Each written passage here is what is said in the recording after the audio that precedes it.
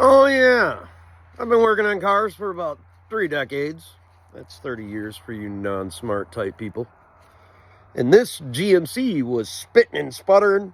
It really hated the McDonald's drive-through. Dying at stoplights. So I was like, well, just keep driving it for a while. Been doing that for about a week or so. Then I started checking it out. Scanning codes. Come to find out, oil. It was literally out of oil. You would have thought somebody would have already thought of that. But nope. Complacency is the killer of all men.